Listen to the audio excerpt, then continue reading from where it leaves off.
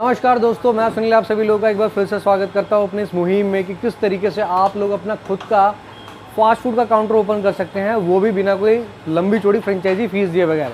तो दोस्तों आज इस वीडियो में मैं आपको सिखाने जा रहा हूं कि किस तरीके से मैं आपको आलू टिक्की बर्गर, ठीक है, वो बर्गर बनाना सिखाऊँगा। ठीक है, ये मकान कंपनी की अपनी टिक्की आती है, ठीक है, जिसमें आपको डिफरेंट तरीके की टिक्की आती है।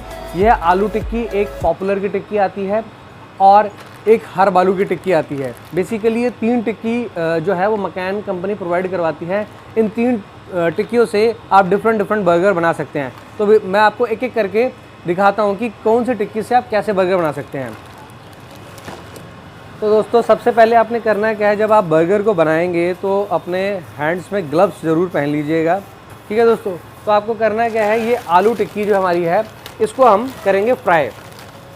ठीक है, इसको हम करेंगे फ्राई। ये हमारा इसकी जो बास्केट है फ्रायर की, इस बास्केट के अंदर हम टिक्की को रख के और फिर हम इसको टिक्की को कर देंगे ड्रॉप।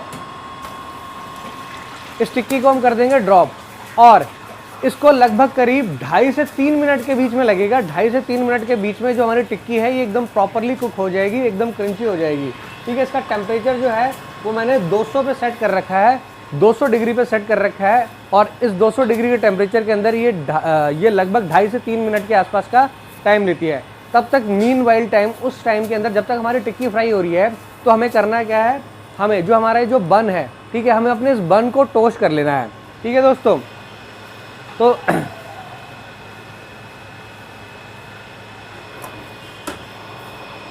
अपने टोस्टर के अंदर मैंने बन को टोस्ट करने के लिए लगा दिया है।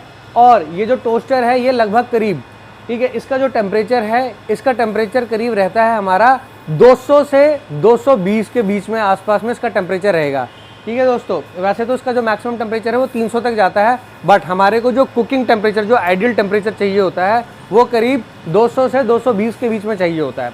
और लगभग 1 मिनट से पहले ही, लगभग 40-45 मिनट के आसपास में जो हमारा बन होता है ये टोस्ट हो जाता है। तो दोस्तों जब तक हमारी यहाँ पे टिक्की टोस्ट हो रही है, साथ के साथ में हमारा यहाँ पे बन भी टोस्ट हो रहा है। तो अब हमारा जो नीचे वाला हिस्सा हो चुका होगा, ये जो ऊपर का हिस्सा होता है हील, इसको हमें डालना है थोड़ी देर में। ठीक है, थोड़ी देर में डालना है ताकि हमारा जो एक हिस्सा है वो एकदम बिल्कुल हॉट निकल कर आए। अब हम बात कर रहे हैं अपने क्रंच बर्गर की। क्रंच बर्गर में हमारी ये जो वीवा की कंपनी की या क्रिमिका कंपनी, किसी भी कंपनी की, ये वाइट मेयोनीज आती है। ठीक है, इस वाइट मेयोनीज को आपको यूज़ करना है इस बर्गर को बनाने के लिए।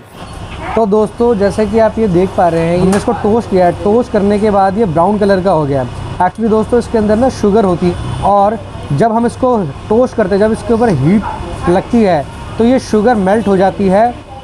ठीक है, और मेल्ट होने के बाद ये इसके ऊपर एक ब्राउन कलर की लेयर चढ़ जाती है, इसको कैरामलाइजेशन बोलते हैं।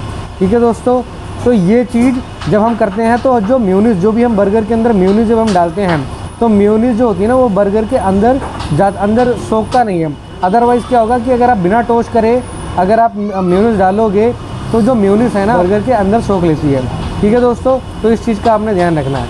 अभी हम आपको क्रंच बर्गर की, जो हमारा क्रंच बर्गर हम बना रहे हैं, उसकी हम आपको ड्रेसिंग दिखाएंगे कि किस तरीके से क्रंच बर्गर को बनाया जाता है। क्रंच बर्गर को बनाने के लिए दोस्तों ये हमारा वाइट मेयोनीज जो मैंने आपको ऑलरेडी दिखाया है, ठीक है, इस तरीके से बिल्कुल सेंटर में ड्रेसिंग करनी है। ठीक है, इसको ऐसा फैलाना नहीं है जलेबी की तरह, बिल्कुल सेंटर में ड्रेसिंग करनी है। और सेंटर में ड्रेसिंग करने के बाद आप इसके ऊपर डालोगे अनियन। ठीक है, ये हमारा जाएगा इसके ऊपर अनियन, ये चॉप्ड अनियन हमने करके रखा हुआ है। ठीक है, इस तरीके से चॉप्ड अनियन जाएगा और हमारी जाएगी इसके ऊपर टिक्की।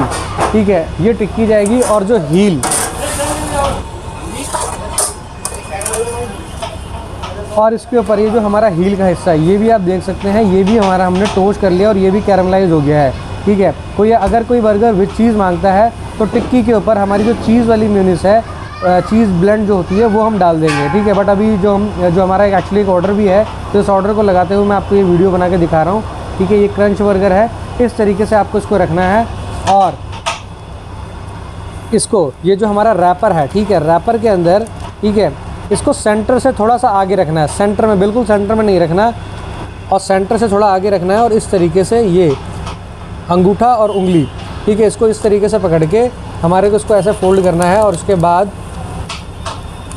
इस तरीके से हमारे को इसको ऐसा फोल्ड करना है और दूसरे हाथ की मदद से इसको हम ऐसे रैपर को कर लेंगे फोल्ड, और फिर ये, और फिर इस तरीके से।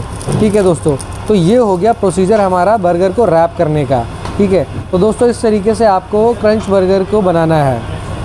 तो देखा दोस्तों कितना इजी है, आप ये वीडियो देखकर भी अपना रेस्टोरेंट खुद से ओपन कर सकते हैं। तो ये था हमारा क्रंच बर्गर की रेसिपी। तो दोस्तों इस वीडियो को हम करते हैं यहीं पे एंड, और हम मिलेंगे अपनी अगली वीडियो में। Thank you so much.